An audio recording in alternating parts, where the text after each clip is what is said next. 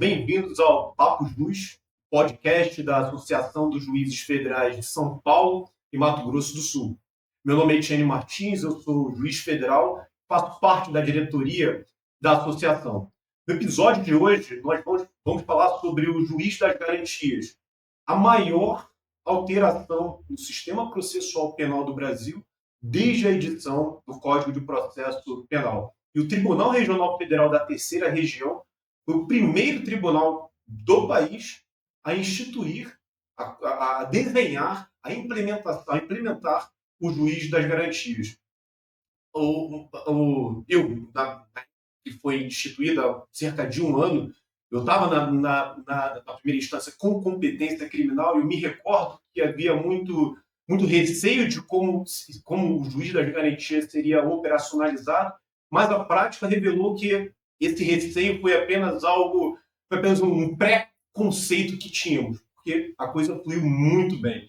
E para conversar sobre esse instituto, que foi um marco no processo penal brasileiro, que completou um ano em abril de 2025, eu trouxe dois queridos colegas que foram presidentes, foram os cabeças, digamos, as cabeças pensantes da Comissão de Implementação do Juiz das Garantias aqui na Terceira Região, para conversar e refletir, fazer rememorar todos os desafios e obstáculos na implementação, em termos de gestão administrativa e judicial, da implementação do Juiz das Garantias. Vou começar aqui pelo desembargador Nino Toldo, que é mestre e doutor pela USP, desembargador federal da 11ª turma do TRF da Terceira Região. Nino, obrigado por aceitar o convite, por estar aqui conosco mais uma vez. Eu que agradeço, bom dia.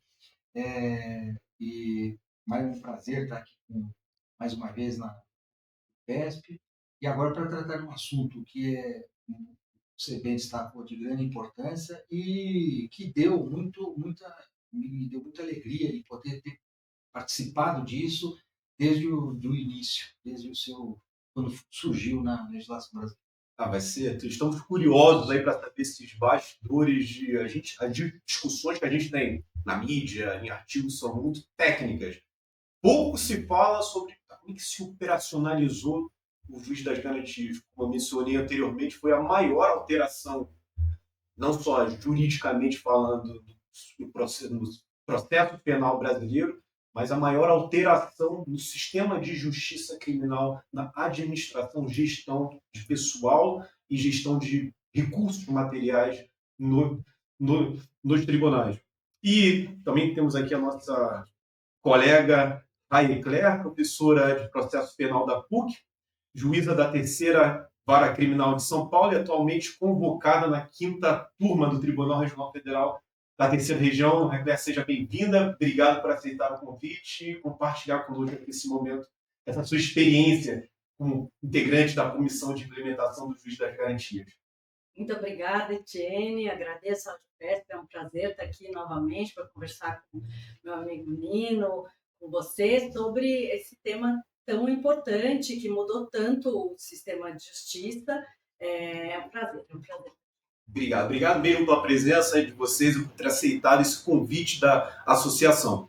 Bom, vamos começar pelo básico.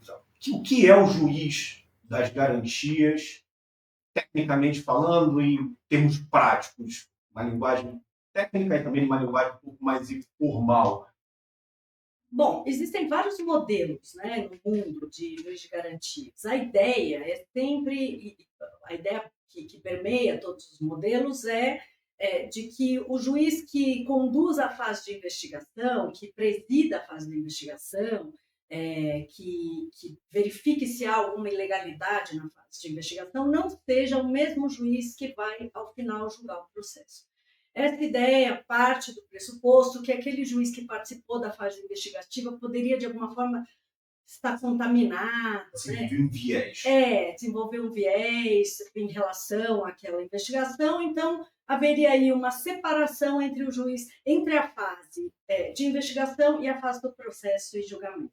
Há vários modelos, há modelos em que é mais de um juiz que faz isso, há modelos em que há até mais de uma fase, e o modelo que o Brasil resolveu adotar é um modelo mais puro, em que haveria a condução do inquérito policial pela autoridade policial, pelo Ministério Público, mas sob uma supervisão de legalidade de um juiz. E que, a partir do momento em que se forma uma prova da materialidade, indício de autoria, que as circunstâncias do fato já estão mais esclarecidas, haveria, e, portanto, com o oferecimento da denúncia, um outro juiz que conduziria a fase de instrução, contraditório, ampla defesa e julgaria o processo. E nós adotamos esse sistema que funciona só para a primeira instância, não funciona para a segunda instância, e a partir do qual, então, haveria essa separação. A grosso modo, seria isso o juiz de garantias. E a gente não foi o primeiro país a implementar. Acho que vários países também possuem esse sistema. Chile, se eu não me engano. Vários países. A França, a Portugal, a Itália. É que os modelos são diferentes, não são todos iguais. Mas a ideia é que haja essa separação. No Brasil se falava disso há muitos anos. Mas o nosso sistema de justiça, especialmente justiça criminal, eu costumo brincar que ele é meio esquizofrênico, porque há momentos de maior severidade nas regras e momentos de maior abrandamento. E, às vezes, acontecem os dois momentos ao mesmo tempo. Então, a gente tem leis muito severas e leis... E, aliás, a lei que implementou o juiz de garantias é a prova disso. Foi considerado, foi chamado no primeiro momento como o pacote anticrime, e no final das contas trouxe uma série de institutos que, como a Corte de Não Persecução Penal, por exemplo, que é um instituto despenalizador, o próprio juiz de garantias, que pretende fortalecer o sistema acusatório. Então, o nosso sistema ele veio depois da análise de muitos outros sistemas em outros países. Eu acrescentaria isso, eu voltaria um pouquinho no tempo, até para fazer uma distinção. O nosso, e para que se entenda, também, especialmente para aqueles que nos assistem, que não são da área penal, do processual penal, por que chama juiz das garantias? Porque esse é o nome. Tem que voltar um pouquinho para no sistema, no processo penal existem dois grandes sistemas: o sistema inquisitório e o sistema acusatório. O sistema inquisitório é uma predominância do papel do juiz. Ele vem lá do tempo, até a palavra do tempo da Inquisição. O juiz se confundia com a pessoa, com o acusador, a pessoa que acusava. E o sistema acusatório, uma evolução disso, que separa o juiz que atua, o órgão acusador, do juiz que julga o caso. Posteriormente, uma evolução disso, histórica, se entendeu que a pessoa investigada, a pessoa acusada, ela tem direitos, ela tem garantias. E precisam, esses direitos, essas garantias, ser preservados. E quem vai observar isso? Deve ser um juiz. Então, num sentido, vamos dizer, de evolução, precisamos separar o juiz que atua para a garantia disso na fase da investigação, onde ainda não há uma formação de culpa, uma formação de convencimento quanto à culpa da pessoa acusada, e o juiz que vai fazer parte disso, na formação disso, na análise do processo e tal, e aí com todas aquelas... E quais são, basicamente, essas garantias? A garantia da ampla defesa, a garantia do contraditório, a garantia de paridade de armas, etc. Então, todas essas garantias, esse rol de garantias, está onde? Está na Constituição do Brasil. Então, o nosso Código, o Etienne lembrou muito bem que essa representa a maior, ao menos na minha opinião, mas acho que a Recler também pensa assim, a mais profunda alteração no sistema processual penal brasileiro. E por quê?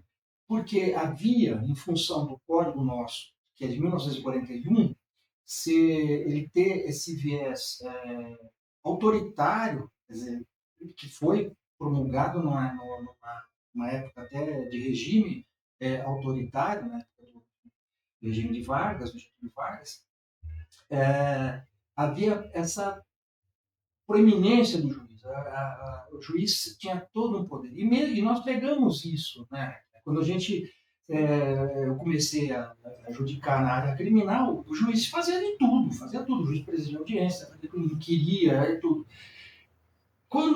Mas já estava no regime da Constituição de 88, que prevê essas garantias.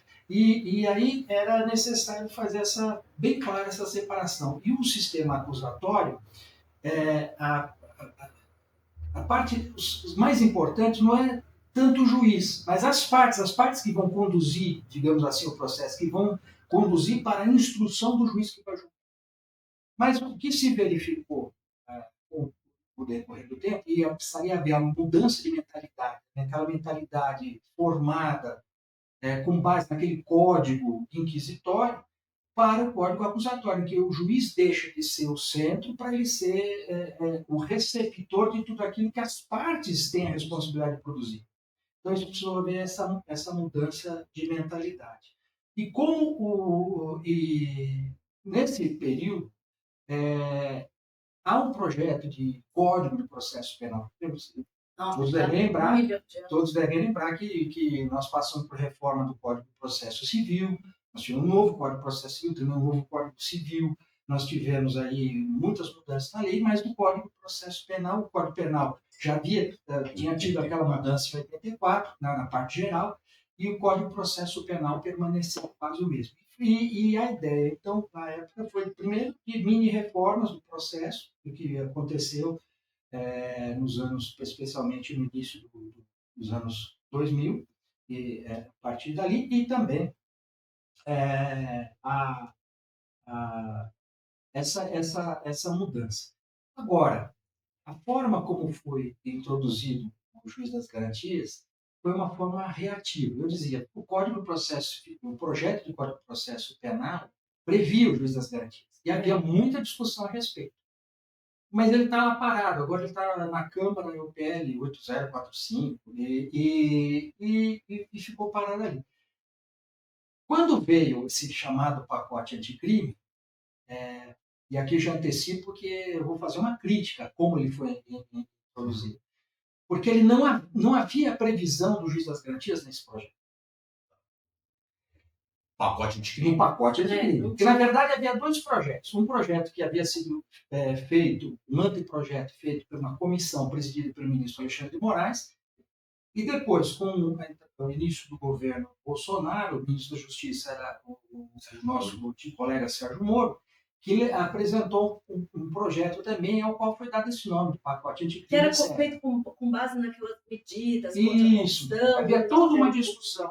E aí, por força de várias coisas que aconteceram, e reflexo até da Operação Lava Jato, houve, por parte de determinados setores, especialmente a advocacia, essa vontade de se alterar, de se colocar no sistema processual penal o juiz das garantias, porque grande parte dos problemas que haviam ocorrido nessa operação e outras também, sempre envolvia o juiz que atuava na investigação e que depois julgava. Então, eles falaram, mas o juiz já tem um viés acusatório, ele já formou a sua culpa antes do contraditório, então, de toda essa discussão.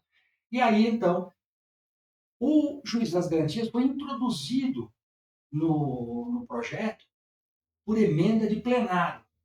Para quem não conhece bem o processo legislativo, o que é uma emenda de plenário?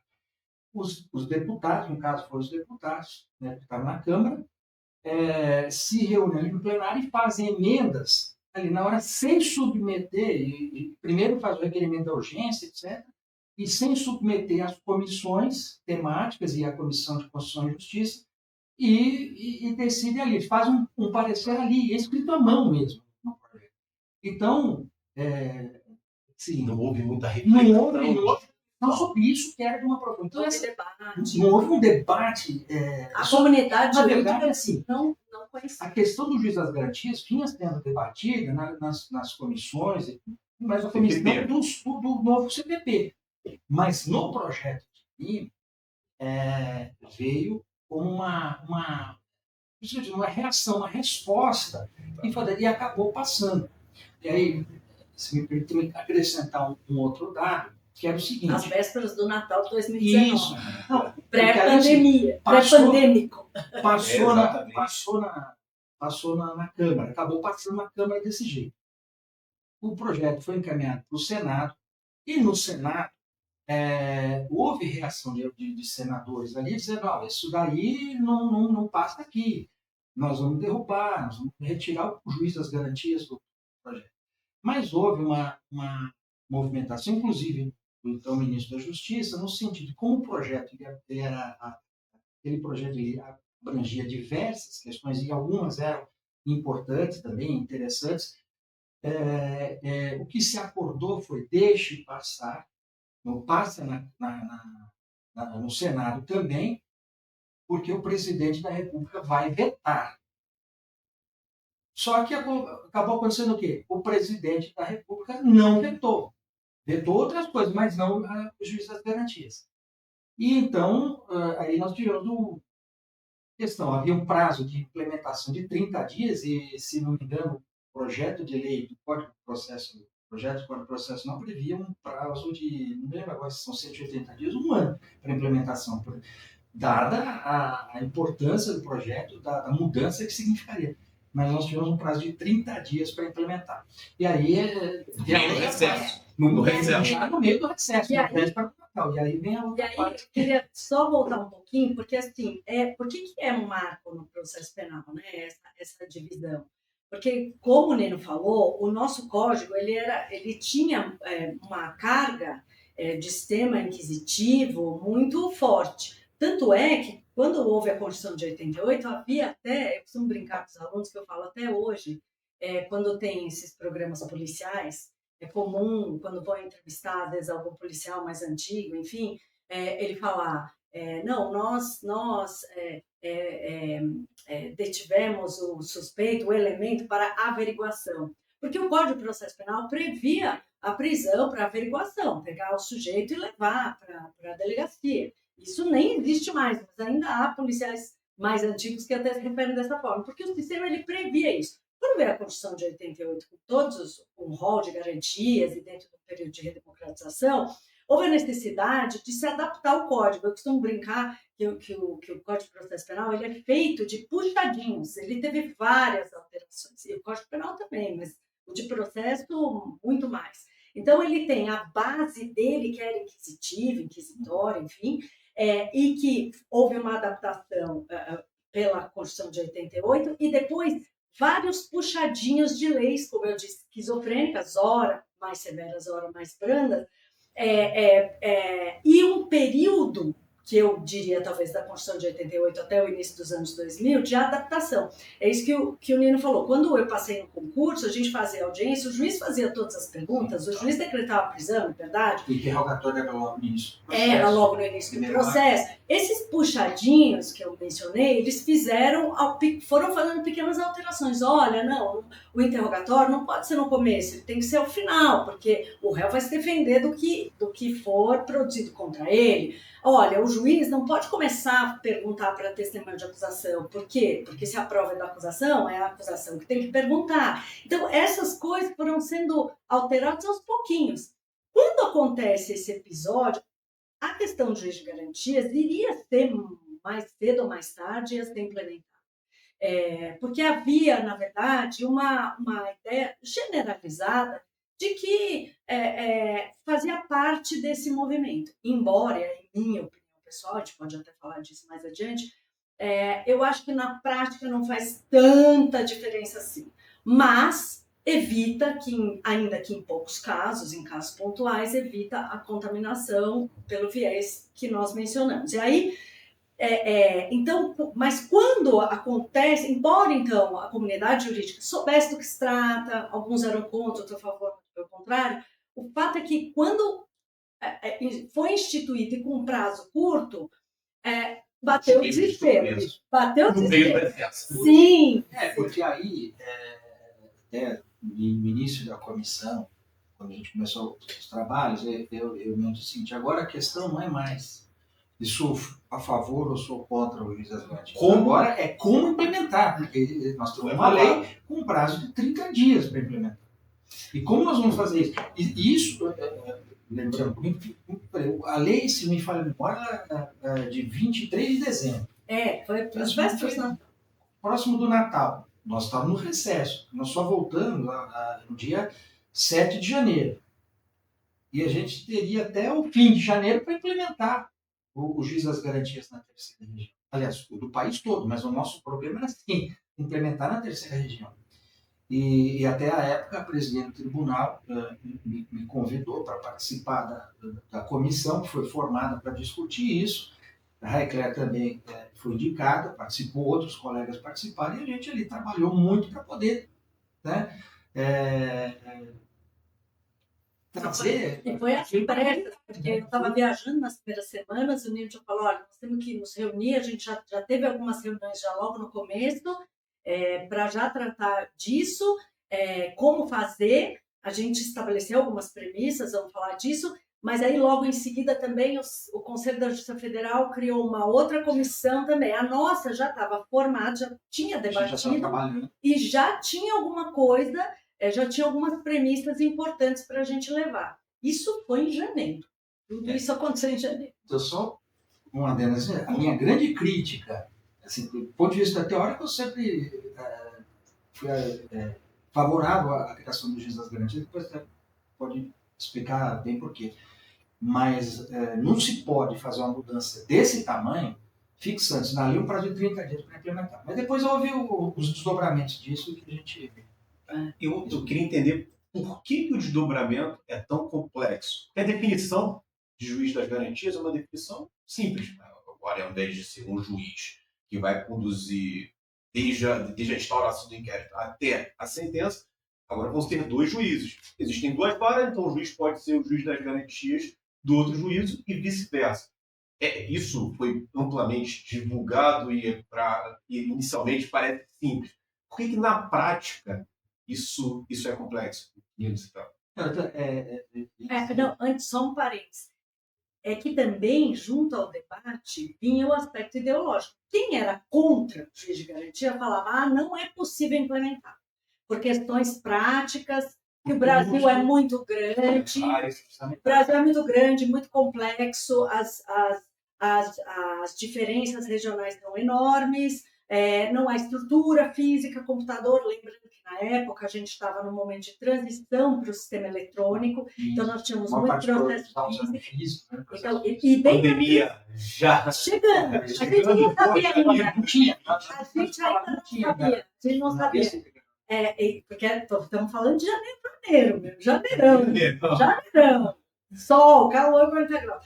A gente estava, a ideia... Então, quem era contra falava isso. Falava, não temos estrutura, não temos como fazer isso, não temos juízes suficientes, porque há um déficit grande de juízes no país todo. Então, se a gente não tem juiz para uma função, o raciocínio era esse, se a gente dobrar as funções, nós não vamos ter juiz para isso tudo. Sempre se pensa em soluções no aumento da justiça, aumento de servidores, de juízes, etc. Da estrutura mesmo, né? E quem era favorável falava, não, é simples, faz isso aí, um juiz é uma coisa, outro juiz faz outra, nem uma coisa nem outra estava certa. E para isso me lembro uma frase, não é dele, eu ouvi dele, mas eu sei que não é dele, não sei quem é o autor da frase, mas eu ouvi do ministro Barroso, uma vez num evento da JUF, em que ele dizia o seguinte, para todo problema complexo existe uma solução simples e errada. Então,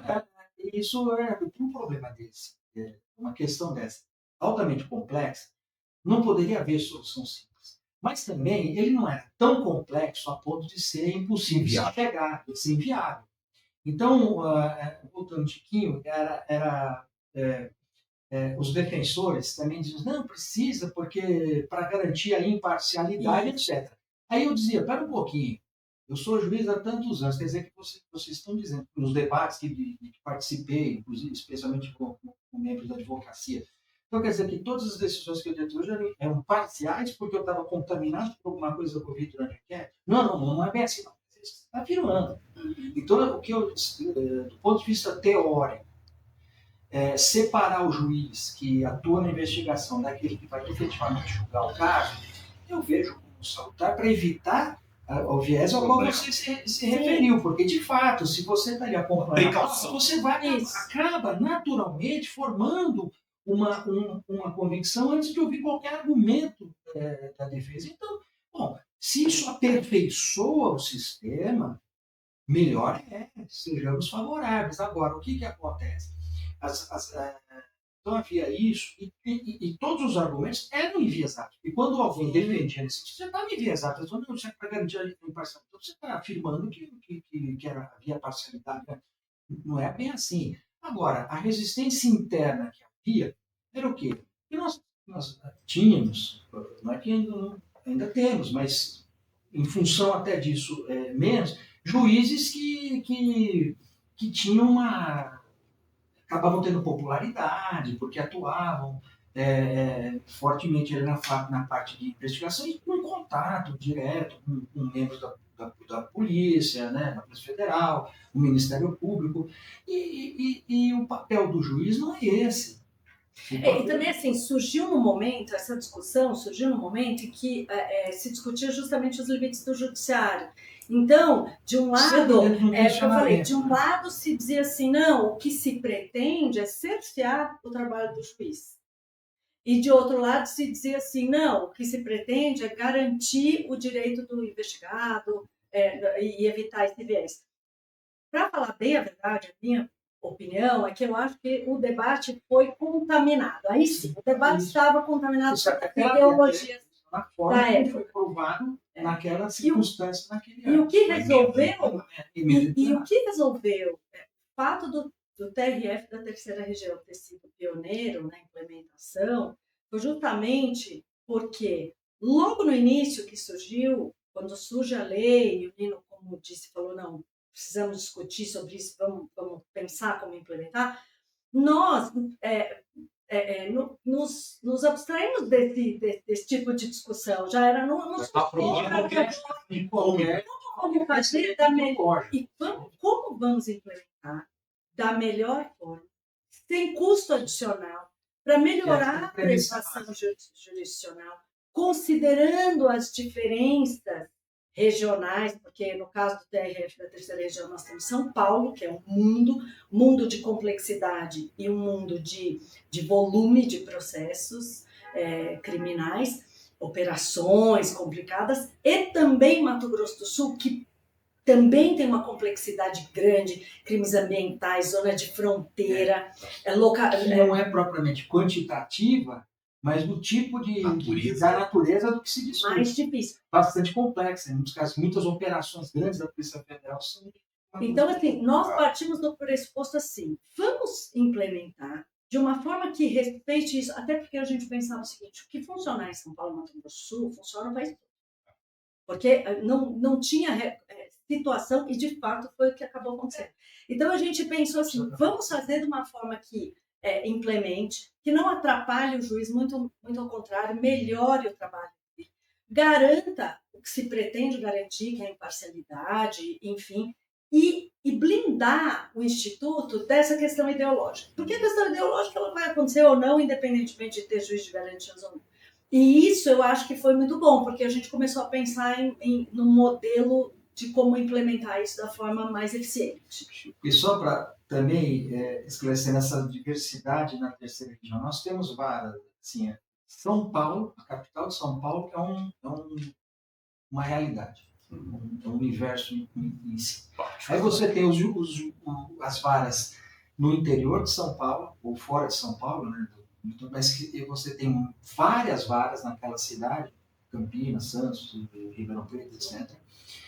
Então você tem mais de um juiz, tem as subseções judiciárias em que há uma vara só, com competência plena, então existe tem mais de um juiz, todos com competência plena, mas tem aquelas subseções de uma vara só, e assim vai. E as realidades são diferentes. Em Mato Grosso do Sul, que tem Campo Grande e o interior do Mato Grosso do Sul, que é bem complicado. E o nosso calcanhar de Aquiles, desde o início, foi a vara do Corumbá. Por quê? Que era isolada geograficamente, uma só. Então, como nós vamos resolver esse problema? Então, esse foi o nosso grande ponto o nosso grande desafio. Mas aí, retomando ali a cronologia dos fatos. Então, a gente estava trabalhando, nós partimos dessa premissa de nós precisamos implementar isso nos 30 dias e não há a solução aqui não passa por instalação de novas unidades judiciais, porque não tem, por não existir, e segundo, dependeria para a criação de unidades, lei, etc, etc, e nada disso. Então, nós vamos ter que, com a realidade que nós temos hoje, nós vamos ter que implementar isso. Então, a gente trabalhou com isso. Trabalhamos muito, foi uma comissão que trabalhou muito. E, nesse meio tempo, o Conselho de Justiça Federal instalou a sua comissão, e aí já no sentido de orientação para todos os tribunais. E eu fui designado para essa comissão, o Raicler também. Nós fomos para lá e digo, acho que o Raicler deverá concordar comigo, foi uma das comissões que eu mais trabalhei. Eu tenho, já vou completar agora 34 anos de magistratura, já participei de inúmeras comissões. Já viu muita coisa. Já vi muita coisa. Essa foi uma comissão em que nós trabalhamos assim, que nós chegamos lá às 9 da manhã e saímos de lá às 5 da tarde e não ficava em bate-papo. Era trabalhando em cima e pensando e aí, para essa comissão, a gente já tinha um plano, então nós expusemos o que nós pretendíamos para a terceira região e também a premissa fundamental, além daquela já posta de baixíssimo custo, dizer que não tem custo não é bem assim. Algum custo haverá de ter, ou haveria de ter, mas seria mínimo. E dentro que nada que alterasse aquilo que já existia no orçamento. Vai ter que alocar daqui e dali, mas... E a outra premissa fundamental e que nós sustentamos lá foi a autonomia dos tribunais. Isso... Por que era importante isso, Nino? Eu lembro que só te interrompendo, mas só para contextualizar, eu lembro que na audiência pública do Supremo, nas ADINs, tinham como objeto as alterações do pacote anticrime. Você enfatizou bastante que, olha, independentemente da conclusão aqui da Suprema Corte, é importante que cada tribunal tenha a sua autonomia para criar o seu modelo de juiz das garantias. Por que esse ponto é um ponto crucial e importante? Porque, de certa forma, eu já respondi antes, por exemplo, a realidade, nós estamos falando da terceira região, a realidade de São Paulo, cidade é uma, a relação do Estado de São Paulo é outra, a realidade do Mato Grosso do Sul é outra, e também dentro do Mato Grosso do Sul existem peculiaridades. Corumbá, por exemplo. Que de difícil solução. A gente conseguiu chegar e graças a... Daqui a pouco eu explico por que a gente conseguiu chegar a uma solução relativamente boa, não a ideal, mas relativamente boa para Corumbá. Mas era fundamental a preservação da autonomia dos tribunais, porque isso, cada um, como diz o ditado popular, cada um sabe onde aperta o seu sapato. Então, o que serve para São Paulo poderá não servir para o Rio de Janeiro. O que serve para o Rio de Janeiro certamente não servirá para o Amazonas. E assim vai. Então, nós temos que ver. E a primeira região, que na época ainda não existia a sexta, então ela abrangia 14 unidades.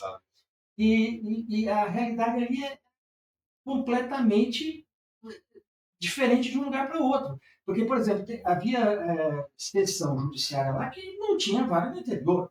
E havia... enfim, se você disser, não, um juiz de um lugar vai ser o juiz da garantia do outro, mas aí para você chegar de um lugar a outro, você leva 3 dias de barco. Então, aí o que a gente defendeu? Cada tribunal haverá, a partir de alguns modelos que a gente possa imaginar, porque você não consegue imaginar tudo, mas a que a gente possa imaginar, o tribunal tem a autonomia de implementar e até, eventualmente, numa outra situação que não tivesse ali prevista. Mas havia possibilidade. Então, essa foi a premissa. Me recordo, numa reunião que, à época, o presidente era o ministro João Otávio Noronha, e ele, a gente colocou isso, ele deixou bastante claro o seguinte, não, a autonomia dos tribunais tem que ser preservada. Isso é fundamental. Então, isso foi um ponto muito importante. Quando houve lá aquelas ADCs, eu fui indicado para falar em nome do nosso tribunal e em nome do Conselho da Justiça Federal, para falar nessas audiências públicas. E duas coisas que eu destaquei, uma dessas que você se referiu, da autonomia, porque essa era fundamental, porque se não enfatizasse isso, o que poderia acontecer? O DIPO, você funciona em São Paulo. O DIPO, sempre o exemplo do DIPO. O DIPO não é o melhor exemplo para ilustrar a implementação do juiz de garantias. O que você acha?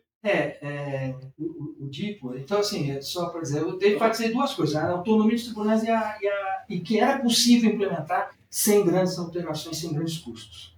E nós provamos isso aqui na terceira região. Agora, por que o DIPO não é, por exemplo? Eu escutei muito advogado dizer, não, porque já tem o DIPO, não sei. O DIPO, ele apenas exemplificava, primeiro ele não tinha esse viés de juiz das garantias, porque ele não foi criado com a ideia de separar para separar o juiz da investigação do juiz que atua no processo para garantia daquele rol de direitos e garantias do investigado e depois do acusado. O DIPO apenas exemplificava o quê? Era possível fazer essa separação. Era possível. Agora, vinham com aquela ideia, não, vamos criar aqui na cidade de São Paulo tem o DIPO, então todos os inquéritos estão centralizados ali, existe um grupo de juízes, um corpo de juízes que atua só naquilo ali, e depois vai ser julgado nas varas criminais. Na Justiça Federal isso não funciona. Depois veio até uma proposição levada ao Conselho da Justiça Federal, então, que era o seguinte, da possibilidade de criação de varas de inquérito. Aí eu participei da reunião, não dá. Não dá, por quê? Na cidade de São Paulo, nós tínhamos naquela época 2 varas especializadas, 3 varas especializadas em lavagem de dinheiro, a segunda, a sexta e a 10ª. E eu dizia, nós temos cerca de 20 mil, fazendo uma conta, né, arredondando, 20 mil procedimentos investigatórios. Porque nós tínhamos os inquéritos também, mas também havia os PICs do Ministério Público. Que essa foi uma das medidas importantes desse pacote, que foi determinar que esses PICs fossem apresentados ao Poder Judiciário. Então, mas esse é um outro ponto, não vamos derivar para lá. Aí eu falei, então são 20 mil processos, cada juiz são 10 varas, então 2 juízes, são 1000 procedimentos investigatórios para cada magistrado. Se nós criarmos uma vara só para cuidar dos procedimentos investigatórios, nós vamos passar a ter 20 mil numa vara só, 10 mil para cada magistrado. Aonde isso vai melhorar o sistema de justiça criminal, ao menos na cidade de São Paulo. Então, felizmente, isso sensibilizou as pessoas que participavam daquele grupo de discussão, daquela comissão, e isso não evoluiu. E também o que a gente nem dá para entrar em detalhes de todos os percalços, porque a gente tinha muita dificuldade de implementar alguma coisa, a Raquel explica melhor do que eu, dificultava a implementação do juiz das garantias. Estava trabalhando, quebrando a cabeça para tentar passar por aquilo. Por exemplo, ficava só em 2, assim, que era o juiz das garantias tinha que receber a denúncia. E depois... porque tem um ponto que eu acho que é importante a gente destacar, que era o que mais me preocupava desde o primeiro momento, porque a competência, as regras de competência, são regras absolutas, que geram nulidade absoluta. Então, na maior parte das vezes, só eventualmente a territorial pode ser relativa, mas as grandes regras, e principalmente muitas delas com impacto previsto na Constituição. Então, de um lado, o juiz de garantias pretendia garantir a imparcialidade do juiz, de outro lado, nós tínhamos que pensar que a implementação tinha que garantir a preservação do princípio do juiz natural. Porque é muito fácil não, mas é uma das formas de burlar o juiz natural justamente alegar a imparcialidade. E as regras... a parcialidade. E as regras de competência no Brasil, elas são pulverizadas em várias leis. Elas estão na Constituição, elas estão na legislação eleitoral, na legislação federal, na legislação estadual, muitas vezes, regras de prerrogativa de foro. A gente está vendo agora a discussão, agora não, a gente vê há décadas a discussão sobre prerrogativa de foro, ou seja, a regra de competência é um assunto muito sério e de difícil solução, que os tribunais têm dificuldade de firmar entendimentos que sirvam para todas as situações e acaba muitas vezes resolvendo o caso concreto e isso pode não servir para uma determinada situação. Então, desde o primeiro momento, a nossa preocupação é, nós temos que pensar em regras, em modelos que se apliquem a várias realidades, mas sem mexer na estrutura de regra de competência. Isso não pode mudar. Então, nós tínhamos também que tomar cuidado de, na normatização, não interferirmos em regras legislativas, constitucionais, claro, mas não só isso. Não entrarmos na casuística de dizer, não, mas e se acontecer a hipótese A, B, C, que era justamente a angústia do juiz. A angústia do juiz, e acho que muita gente ficou ansiosa na época, porque pensava, bom, mas e agora? Como é que vai ser? Como é que vai ser com aquele caso, com aquela operação? Como é que eu vou fazer? E a gente sempre falou, isso vai se resolver a partir das regras de competência. A questão do juiz de garantias é só a gente definir a implementação para que as regras de competência possam ser cumpridas como eram antes. E estabelecer um marco temporal, a partir de qual momento vai ser o juiz de garantias e vai ser o juiz de instrução que vai ter que atuar. Porque isso era um ponto também que a legislação deixava um pouco fluido. E havia um problema angustiante, agora, que era o seguinte, que a lei, na sua redação original, dizia que o juiz que tivesse contato com qualquer elemento de prova, elemento da investigação, não poderia atuar no processo. Então, isso daí restringiria de tal forma o número de juízes que poderiam atuar nos casos, isso realmente era na prática, independentemente de se seria bom ou não seria bom, mas isso na prática impediria ou dificultaria sobremaneira a implementação do juiz das garantias. Aí aconteceu, nesse decorrer, aliás, até antes disso, eu me referi ao julgamento das ADCs, mas antes disso, na época que a gente ainda estava fazendo as discussões na comissão lá no Conselho de Justiça Federal, veio num primeiro momento uma liminar nessas ADCs, são 3, a 43, 44, acho que é 53, 46, mas houve ali o ministro Toffoli, na presidência do Tribunal, do Supremo Tribunal Federal, conseguiu uma liminar suspendendo a entrada em vigor do pacote de parcialmente, mas no ponto do juiz de garantia suspendeu. E depois, o ministro Fux, que era o vice-presidente do tribunal, mas também o relator dessas ADCs, ele, quando assumiu o plantão lá no Supremo, ele alterou uma parte da decisão do ministro e suspendeu de modo indeterminado. Então, aí aquilo ficou em stand-by. Depois, quando houve o julgamento das ADCs, hoje é 2023. Antes disso. Então só para a implementação, porque resolveu diversos desses problemas, inclusive esse, da contaminação do juiz, porque criava-se uma regra de impedimento. Né? E aí, porque nós criamos 3 modelos. Então, só para resumir. Como é que foi a solução da terceira região? Que foi o que foi levado depois para o Conselho da Justiça Federal, que contemplou essa solução, esse modelo, e depois o Conselho Nacional de Justiça fez também um outro ato normativo que também contemplou, porque depois as comissões se falaram, então acabou que ficou perfeito. Nós pensamos em 3 modelos básicos. Primeiro, naquelas subseções em que há mais de uma vara criminal, uma vai ser juiz de garantias da outra. Simples. Primeira vai ser da segunda vai ser da primeira, ou se houver mais, perfeito. Naquelas subseções em que há só uma unidade, uma vara criminal, nós pensamos num modelo regional.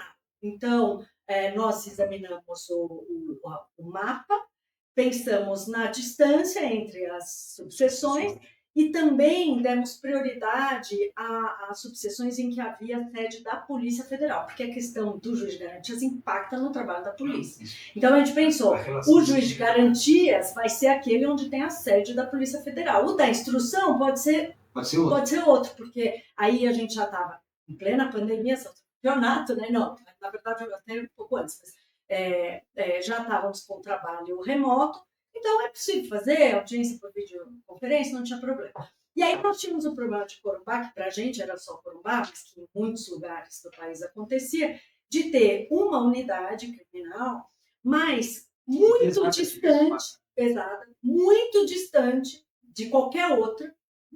Não era possível fazer em nenhuma outra próxima. No caso de Corumbá, qual é a distância da vara mais próxima? Sim. Eu lembro, mais de salvo, 200 quilômetros. eu acho que era No umas meio do 4 Pantanal. horas. Eu acho que é- Pegando. Eu acho que era Eles Muito não grande. andam 100 km por hora. Eu acho que eram umas 4 horas, pelo É. que eu tenho na minha cabeça, eram umas 4 horas de distância, com um detalhe, um volume muito grande de feitos criminais, porque tem a fronteira ali, então, tráfico de drogas, contrabando, muito, então eles tinham um volume grande de audiência de custódia, eles tinham um volume grande, e era uma vara, exatamente por conta dessas condições, que sempre ficava um juiz. Né? Não tinham dois, o substituto e o titular. Historicamente, sempre foi assim, acabava ficando um. Então, ali a gente pensava, bom, nós tínhamos que pensar uma solução ali. A única solução seria sempre, mas dependia da administração, sempre manter 2 juízes, o titular e o substituto, de modo que um servisse de juiz de garantias para outro. Mas essa solução... Até que haja implementação de uma nova unidade. Porque havia o plano que... o plano, né, de que haja uma nova unidade. Mas esse é um problema que acontece em outros lugares do país. Há uma unidade judiciária muito distante com essas situações. Então, a gente pensou, bom, num primeiro momento, isso lá atrás a gente pensou, tem que ter sempre 2 juízes, um vai ser de Juiz das garantias do outro, e sempre que um sai de férias, um tem algum problema, tem que ter um segundo, porque isso vai ser necessário. Só que o projeto do Código de Processo Penal previa, trazia para esse modelo, na verdade, para qualquer outro, 2 problemas que nós não conseguíamos resolver. O primeiro era isso que o Nino falou.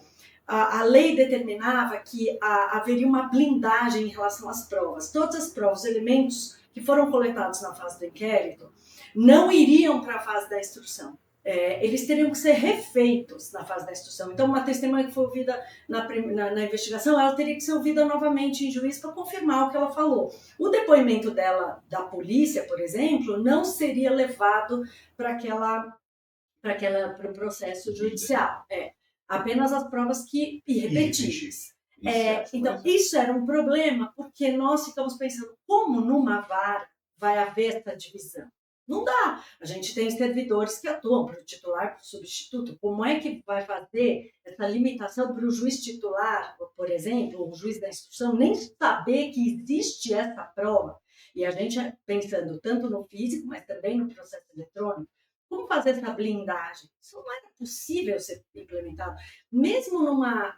E hoje a gente vê como realmente acertou o Supremo Tribunal Federal com mais razão ainda, porque no processo eletrônico isso também ia ser difícil, o acesso, né? Como fazer essa blindagem? Então, esse era um ponto. Pedir o acesso do juiz que estava nos autos eletrônicos. O segundo ponto era a questão do impedimento. Havia uma regra muito clara de impedimento. Se o juiz tivesse... Vamos imaginar que não tem alternativa e o juiz tem que atuar no processo. Porque, às vezes, um juiz está atuando numa vara temporariamente, depois ele volta para dele.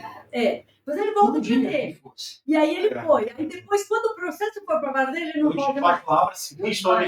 Vista o IPF, está impedido. Está impedido. E mais, né?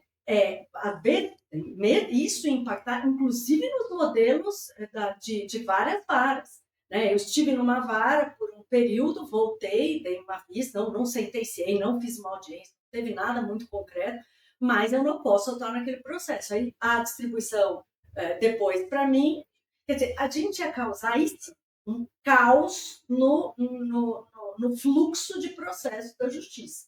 Então, nós não tínhamos solução para isso, e a gente ficava criando, pensamos em 1000 alternativas, mas não tínhamos. Né? E aí, o Supremo acabou resolvendo esse problema.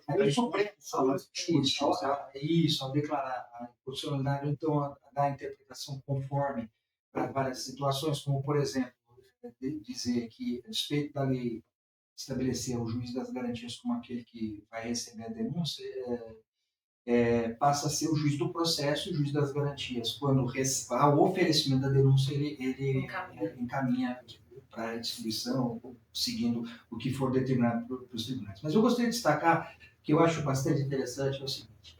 Primeiro, a partir disso, então, o Supremo Tribunal Federal, ao julgar essas ADCs, dando os parâmetros para a instalação efetiva do juiz das garantias no Brasil, a comissão, tanto do Conselho de Justiça Federal, quanto a nossa aqui no tribunal, que estavam hibernando, digamos assim, estavam suspensas, nós voltamos a trabalhar.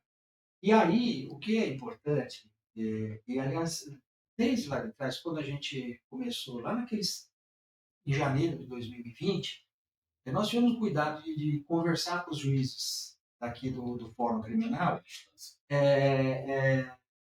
mostrar como é que era a nossa ideia de juiz das garantias. E esperava até que houvesse resistência, reação, etc. Mas quando nós expusemos o modelo que a gente havia idealizado, a recepção foi muito positiva.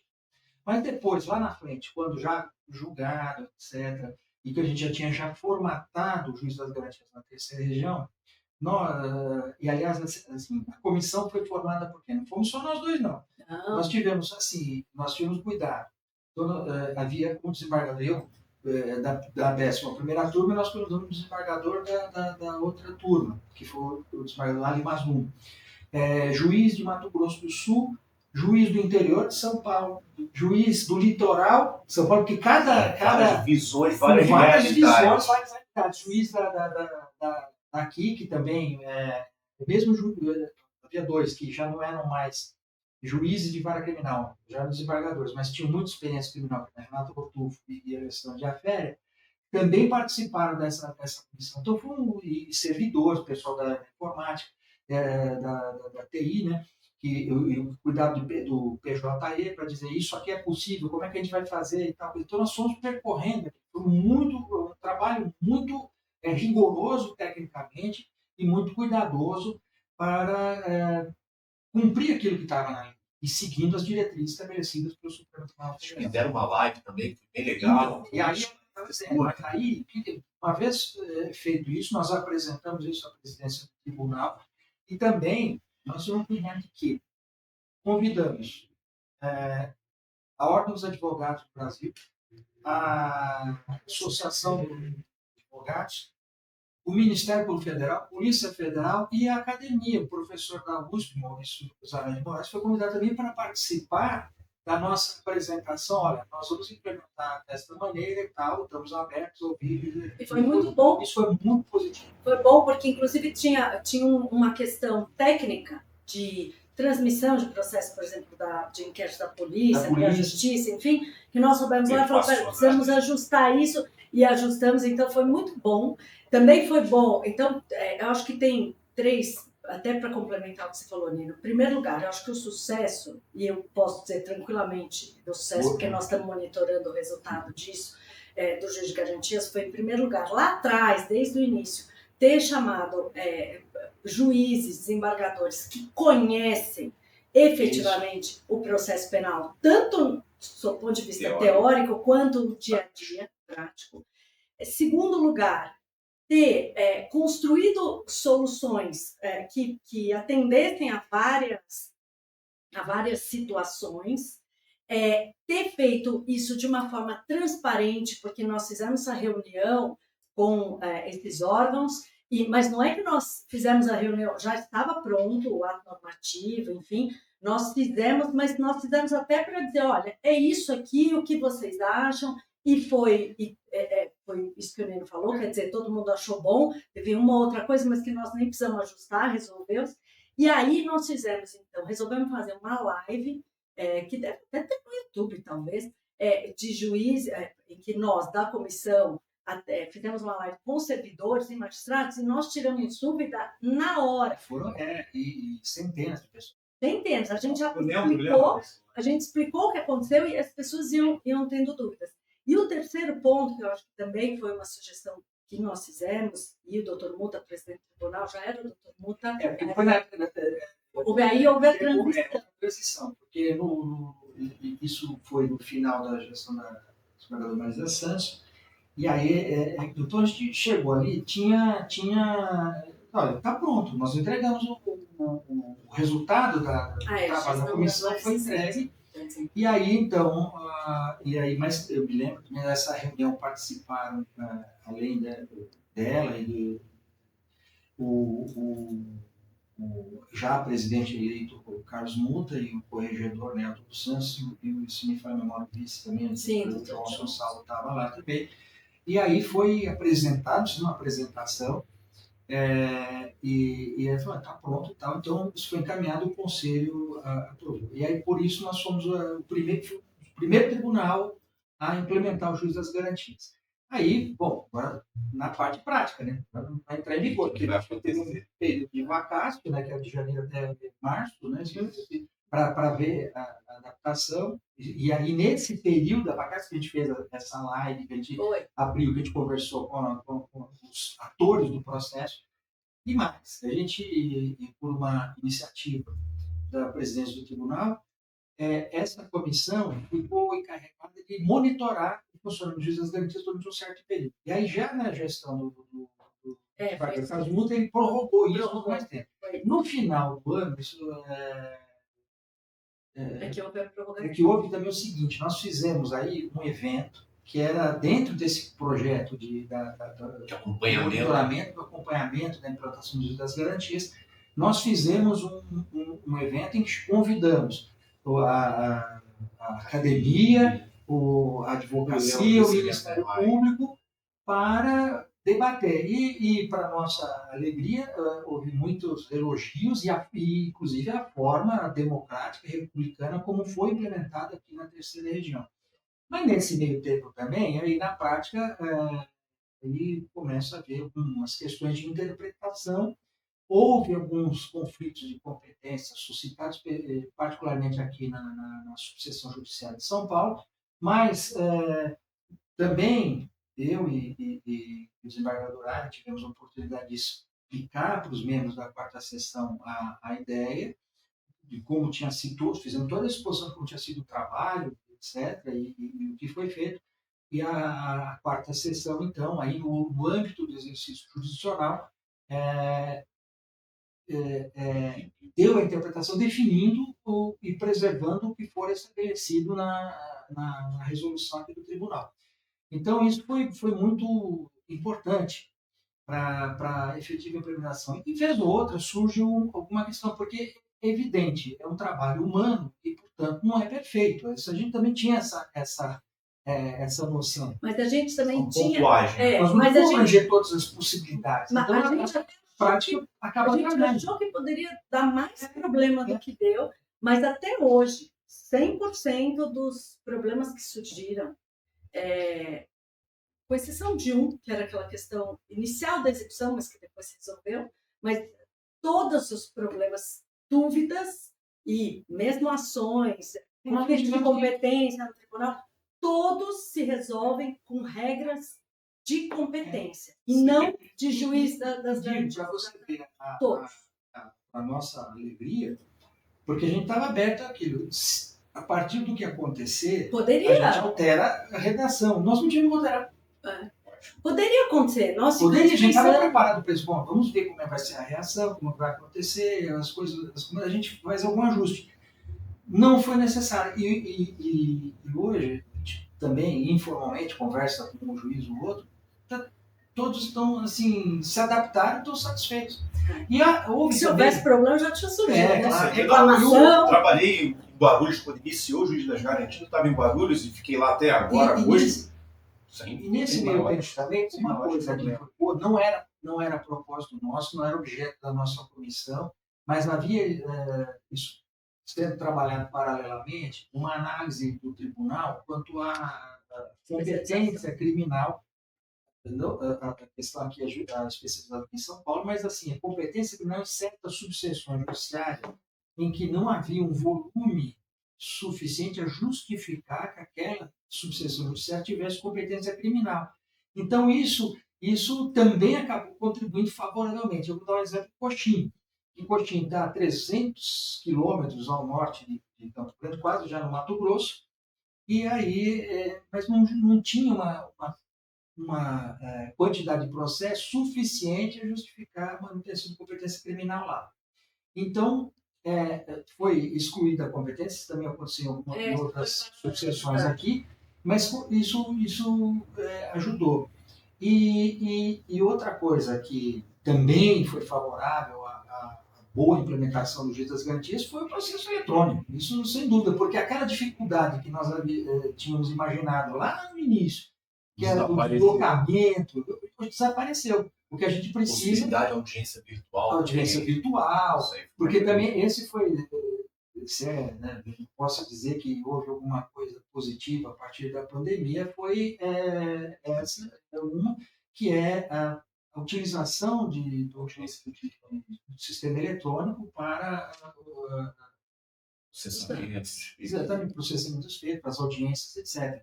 Porque a gente havia, no começo, né, a gente era assustador. Não é fácil você chegar ali e tem uma lei diz, olha, daqui a 30 dias tem que estar implementado. Pô, mas isso é, como no início, maior mudança, uma mudança estrutural, uma mudança estrutural de pensamento, de ideologia mesmo, do processo penal. Você tem que sair daquele pensamento, daquela formação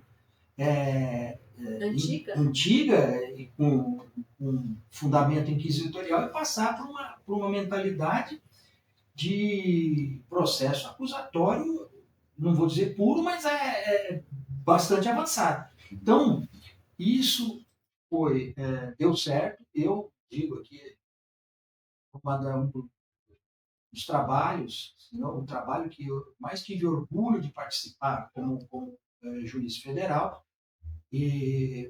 porque nós tivemos um avanço realmente significativo num plano maior, mas assim, no plano concreto, a terceira região, aquilo para o qual nós fomos indicados fazer, nós conseguimos entregar em um belo trabalho, e aproveito até aqui a oportunidade nesse podcast da JUFESP, as associações também foram ouvidas, a JUFESP, a JUF, de ressaltar e enaltecer o trabalho das pessoas que contribuíram na comissão, todos indistintamente, e também de todos os juízes e juízes federais nossos que compreenderam o que estava sendo feito não é que assimilar. Na verdade, assimilaram isso. Porque eu foi uma evolução grande. Eu acho que esse trabalho foi bacana porque, além do conteúdo, que tinha todas essas complexidades que a gente falou, teve a forma como o trabalho foi feito. Eu acho que, ao garantir um debate democrático, participação de todo mundo, sem uma resposta, porque nós não tínhamos, não é que nós sacamos, olha, este é o melhor modelo. Nós não tínhamos, nós estamos construindo conjuntamente, que eu acho que até no outro podcast que eu participei aqui, eu vou falar isso sempre, os problemas da atualidade, eles têm uma complexidade, todos os principais problemas que a gente tem, relações de rua, meio ambiente, democracia, os maiores problemas que a gente tem hoje, eles não têm uma solução individual e localizada. Eles são complexos, eles exigem muitos atores em locais, tempos diferentes. Então, só um trabalho de construção conjunta é que consegue chegar a um bom termo. E foi isso que aconteceu. Nós estamos construindo e, ao mesmo tempo, dando transparência. Porque o juiz, e não só o juiz, acho que eu penso isso profissional de direito e todos nós somos assim, primeiro, assim que tem uma mudança, mesmo que ela seja para bom, a gente tem medo, a gente já fica ansioso, a gente acha que não vai ser bom. Então, nós fomos fazendo... eu lembro quando fizemos essa live, senti a atenção das pessoas, as perguntas eram assim, mas e agora? Como é que vai ser com isso? E a gente falou, se você vai resolver como você sempre resolveu, como é que você resolvia nesse caso? Não era assim, com a regra de competência? Como é que vocês faziam? Então, um exemplo bem simples que me constaram ainda semana passada. Mandaram, porque como a comissão está em andamento, eu recebo. Meu Teams lá atrás pipocava, agora já ninguém mais. Não, já fazia muito tempo que ninguém entrava. E aí me perguntaram, a área de planejamento estratégico do tribunal, perguntou, olha, tem uma dúvida aqui, eu sei que houve discussão na comissão sobre a execução penal, como se faz a execução do ANPP, como a questão da execução do ANPP e a regra do juiz de garantias, enfim. E aí eu lembro, a nossa conversa lá atrás foi o seguinte, porque se a gente for entrar na regra de competência da execução, e aí da execução do ANPP, o sistema eletrônico, se vai ser no seu, se vai ser no PJE, porque cada região vai fazer de uma forma, a gente falou, qual é a regra que se resolve execução penal? Onde está o réu? Onde está o réu condenado? onde vai ocorrer a execução. Então, é ali que é a resposta. A questão não se resolve se é juiz de garantias ou não é juiz de garantias, se ele foi ou não foi. É o juízo da execução. Então, tem que ir no juiz da execução. Aí você vai me dizer, não, mas é possível que algum juiz esteja executando o ANPP na vara de conhecimento? É possível. Como muitos também faziam isso com a suspensão penal, a transação penal. É totalmente irregular, há uma nulidade aí. Não há uma nulidade. É possível que isso esteja sendo feito no PJE e não no sistema eletrônico? É possível. Mas no frigir dos ovos, existe uma execução. Essa execução está sendo implementada. Porque, veja, é só o cumprimento do acordo. Então, se resolve desta forma. O que a gente não podia, e esse foi sempre uma cautela, é fazer com que a questão do juiz de garantias contaminasse outros problemas de decisão, de juízo e de vara. Aliás, quando a gente discutia a questão, já depois das decisões do Supremo, tudo aqui na comissão nossa, o que deu mais trabalho para formatar ali no texto foi a questão do NPP. Porque também era novo. Porque era uma coisa nova, que a gente também não tinha, que lá a gente não tinha pensado, então aí fez aquilo. Mas fundamentalmente, só para quem assista e não entenda como é que funciona essa separação, o que acontece? Que a regra falou uma vez, vocês vão resolver como sempre resolver. E é assim, porque como é que era? Como era antes do juiz das garantias? Então, eu era juiz de vara criminal, eu atuava nas investigações que estavam na minha vara, depois elas viravam uma ação penal e eu tocava aquela ação penal. Agora não pode mais ser assim. Eu vou continuar atuando em investigações, só que quando houver denúncia, eu vou mandar embora. Vai ficar para outro juiz. E aquele outro juiz também é a mesma coisa, o outro. Então, assim, na prática, de uma forma... claro que a gente fala que existem complexidades na discussão, tudo, mas a ideia fundamental, e isso foi um fator fundamental, a essência é a mesma, e foi preservada. Eu atuo como juiz na investigação e atuo como juiz no processo. Só que eu não posso atuar no mesmo processo. No processo, eu não posso atuar no mesmo caso em que eu atuei como juiz às garantias na investigação. Essa é a ideia, que em si ela é simples. Agora, como implementar, que tem toda essa história. E me ocorre de dizer uma outra coisa também, que a Raí tinha falado no início, né? De falar, olha, a gente não fez nos tribunais, etc. Por uma razão, não é que saiu a gente, porque havia uma dúvida quanto a isso, e o Supremo também, uma das coisas que deixou claro é o seguinte, não se aplica nos tribunais. E por razões...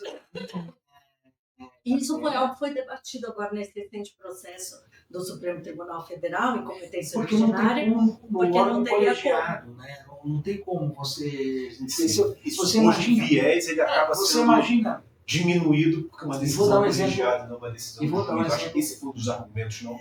E um exemplo bastante concreto. A 11ª turma, as duas turmas criminais, ela está atuando na quinta, eu estou na 11ª, tinham 3 juízes, cada 3 desembargadores. Então, vamos supor, se eu atuasse numa investigação, é que aí a questão vai para a sessão. Vamos pegar um exemplo que acontecer. Se eu estou impedido, os dois como é que vão julgar? Então, mas as competências ordinárias, nossa é da sessão, então havia 3. Você ia ter sempre composições diferentes de julgamento. E isso pode ser prejudicial às partes. Então, pela sua própria natureza, o tribunal não comporta isso. Não dá para, na competência originária do tribunal, não dá para. E porque não faz sentido também. E não faz sentido. Mas, enfim, são... Mesmo a questão do juiz de garantias, quando eu falei lá atrás que eu tenho as minhas reservas, não é quanto ao Instituto. Eu acho que o Instituto é bom. Eu só acho que ele não é a bala de prata.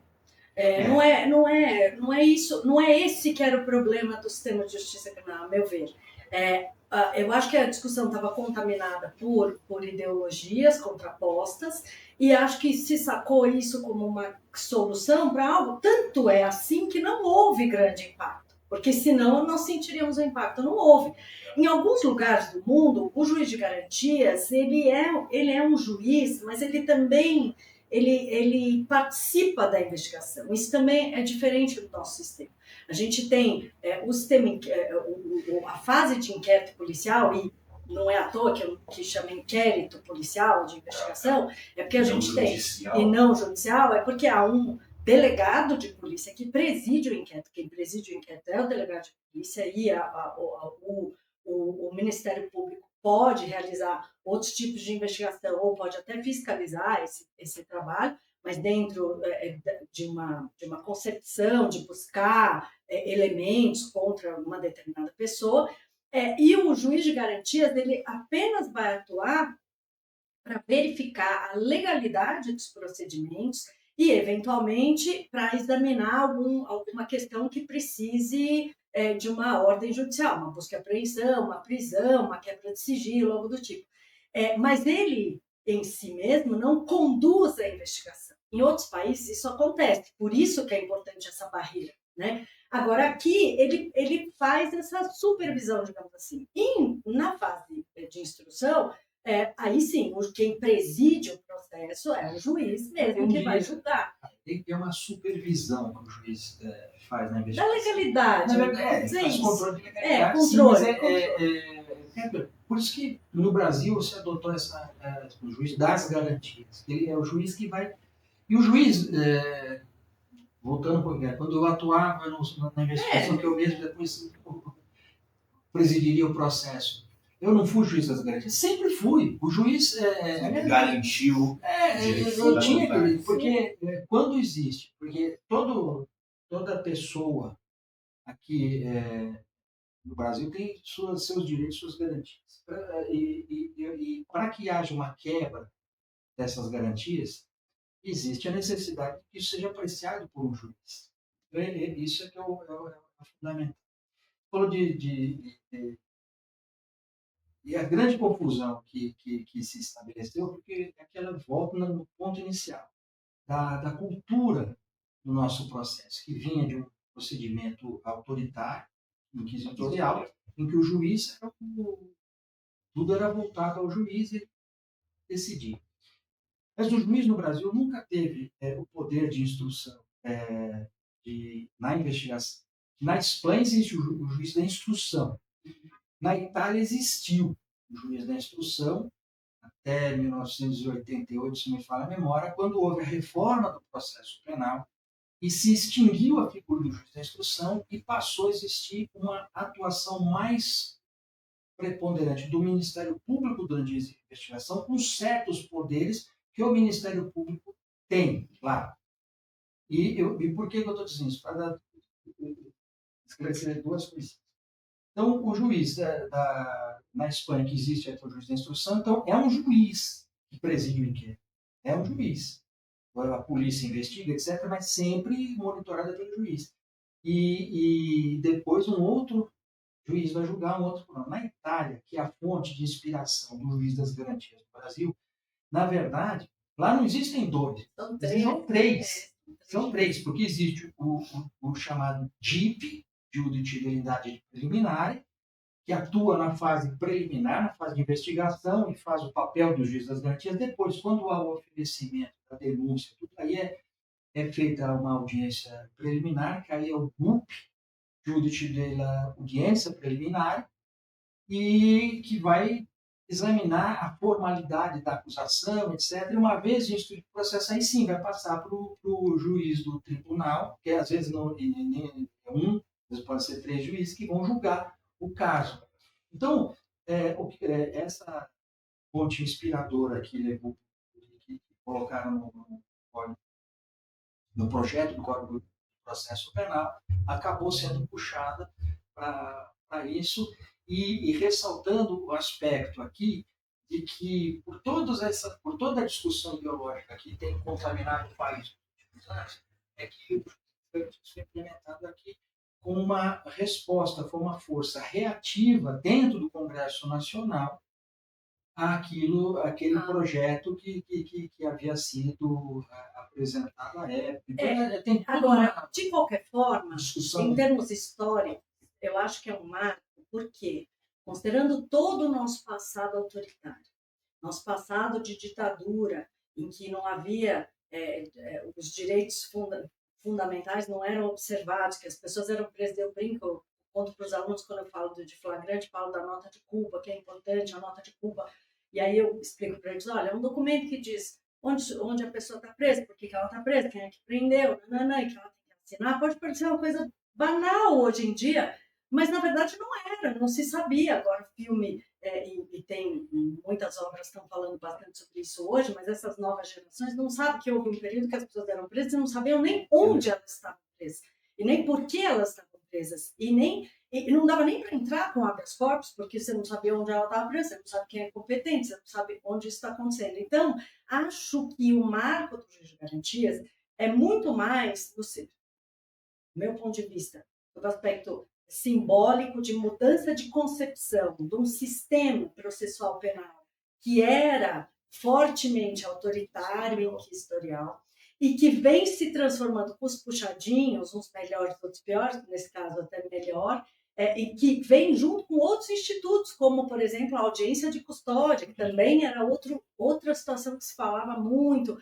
Se vai implementar, se é possível, se não é possível, a estrutura, custos. A mesma coisa, e se viu que é possível, que é um momento importante para se verificar direitos e garantias. Outra medida importante que é adotada nesse projeto, nessa lei, né, a lei 13.964, a preservação da cadeia de custódia, que não é que não se preservasse antes, mas não havia uma regulamentação específica. Não havia rigor, a gente pode dizer que hoje é necessário. E hoje é rigor, hoje existe. Então, assim, é um conjunto de normas que vão aperfeiçoando para que o Brasil se adeque a um sistema de justiça criminal democrático.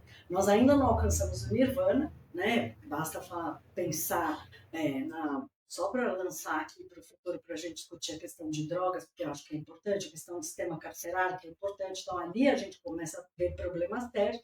Mas a gente começa, em termos processuais penais, eu acho que nós vamos entrando num novo momento histórico do Brasil. Então, dentro desse contexto de medidas, é que entra o juiz de garantias como um marco positivo. Menos do que individualmente ou numa situação ou outra para resolver os grandes problemas. Né? A gente está caminhando para o encerramento e eu sempre abro um espaço para os participantes divulgarem algum projeto acadêmico, pessoal, profissional. O Nino tinha mencionado antes do episódio que tem um evento da EMAG, que você esteja... Sim, nós temos um curso da dogmática e a prática penal. Serão 9 aulas, embora o curso... Quando vai ser? Começa no dia 7, 8, 9, depois na semana seguinte mais 3 aulas, e agora de outubro, e mais 3 aulas. Terça, quarta e quinta. Então, a ideia desse curso é o seguinte: um problema que me incomodava há muito tempo, que é o seguinte: muitas vezes o magistrado vai colocando as coisas nas decisões, vai repetindo conceitos, etc. Aí eu fico pensando, mas será que aquilo que está dizendo, será que é aquilo que efetivamente quer dizer? Será que é isso? Então, os institutos penais estão sendo bem observados aqui e acolá. E, de outro lado, também, muitas coisas que participei na academia, os exemplos, as colocações que são feitas, elas estão efetivamente fundamentadas em aspectos práticos ou atuais, especialmente da Justiça Federal, ou fica só no plano da ideia, né? O Tício, o Caio... Não, então eu sempre procurei trazer, e até no período que passei na escola, na EMAG, nos cursos correspondentes, trazer esse viés aproximação entre o pensamento acadêmico e o pensamento prático. Então, esse é o propósito do curso. Essa é a minha ambição seria maior, até queria fazer um curso mais longo, mais prolongado. Não, mas não tem fera, é sensacional. Mas assim, são o Dr. professores... Paulo Bottini. Então, o Paulo Bottini que teve aqui na foi membro da minha banca de concurso. Conversando com ele, já há muito tempo eu acalentava. Falei, mas precisam tirar isso do papel e fazer. É assim, a minha ambição era maior, como eu disse, mas ótimo inimigo do bom. Não dá para fazer o que é o ideal daquilo que eu imaginava, mas vamos pôr isso na prática. Então, nós vamos executar isso agora. É um curso que é credenciado pela IFAM, existem vagas limitadas para esse credenciamento, mas nós vamos aceitar que as pessoas se inscrevam para assistir às aulas, né, os temas, a possibilidade de perguntas, etc. E está bastante interessante a programação, foi feita com muito cuidado. Por mim e pelo professor Pierre Paulo Bottini. Então, são vários professores da Universidade de São Paulo, ele, o professor Renato Silveira, a Helena Costa, o Alamir Vino de Salvador, Marcelo Costanaro Cavallo também, da USP da FGV, mas foi nosso colega aqui na Justiça Federal. Então, realmente só tem fé. As inscrições estão abertas. Estão abertas e qualquer dificuldade é só entrar em contato, mas vai ser um curso bastante interessante mesmo. Fica o convite para todos os que nos assistem. Está aberto também para não magistrados ou só para público em geral? Para assistir. Maravilha. O projeto Regras. Eu tenho vários, mas nada. Não, tem duas coisas que eu acho que a gente fez uma nota técnica já faz um tempinho, foi ano passado. Aliás, antes, nós fizemos uma nota técnica, eu, doutor Ney, doutor Alessandro, doutora Renata, doutora Bárbara, uma nota técnica sobre atos processuais à distância, pelos sistemas eletrônicos, enfim. Que foi divulgada logo depois da pandemia, acho que foi em 2021, 2022. Foi durante a pandemia, mas tem, embora tratasse inclusive dos atos normativos lá daquela época, tem alguns elementos lá que se aplicam até hoje, eu acho que sempre é bom consultar. E uma outra nota técnica mais recente que eu fiz sobre justamente a coleta, instrução e as cautelas para preservação da cadeia de custódia em crimes cibernéticos, provas eletrônicas. Na verdade, uma provas eletrônicas foi divulgado pelo Centro de Inteligência da Justiça Federal, e a ideia a gente fala tanto sob o ponto de vista dos policiais que devem, as cautelas que os policiais devem ter com relação aos crimes cibernéticos, a essa prova eletrônica, quanto principalmente aos juízes. Então, o que deve constar no meu mandato, o que deve constar na minha decisão para garantir a preservação da cadeia de custódia nesses crimes? Esses dois documentos estão abertos ao público? Não, se der um Google lá, colocar nota técnica, essa segunda eu escrevi junto com a juíza Flávia Serizawa, nós escrevemos juntas, eu estou totalmente perdida no tempo, eu não sei se ela é do começo desse ano ou do fim do ano passado, mas colocando lá, Centro de Inteligência da Justiça Federal de São Paulo, nota técnica, vai aparecer. Maravilha. Pessoal, obrigado pela presença de vocês. A discussão foi muito instigante. Isso é um bastidor que poucos conhecem. Eu não conhecia. Eu aplicava a resolução do juiz das garantias. Sem pensar na trabalheira. Mas nunca mais. Eu sabia que era uma coisa de uma modificação muito profunda, mas não fazia ideia de por quê. Quais desafios e quais peculiaridades que foram enfrentadas pela comissão ao desenhar esse juiz das garantias que, particularmente trabalhando em Guarulhos, que é uma sucessão pesada, muita operação, muita coisa acontecendo, a gente não teve qualquer tipo de resistência, seja dos juízes, dos advogados, dos membros do Ministério Público. E aí, o que aparecia de problemático, a gente conseguia facilmente resolver com base na resolução e pontualmente vinha um ou outro problema, mas era de natureza competência, não do problema do Instituto em si. Então, deixo aqui meus parabéns para para a comissão, o agradecimento em nome da associação pela presença de vocês, dispensarem o tempo de vocês para estarem conosco aqui. Fica aí o convite aí já para um próximo episódio, sobre algum outro assunto. Vocês são sempre muito engajados com vários projetos na Justiça Federal. Tá? Obrigado pela presença de vocês e muito sucesso. Só, obrigado, a gente vai se despedindo aqui. Sigam-nos nas redes sociais, acionem lá o sininho para vocês ficarem atualizados de qualquer episódio, de qualquer evento, de qualquer atividade aqui da associação. Obrigado pela presença de todos e até uma próxima. Tchau, tchau.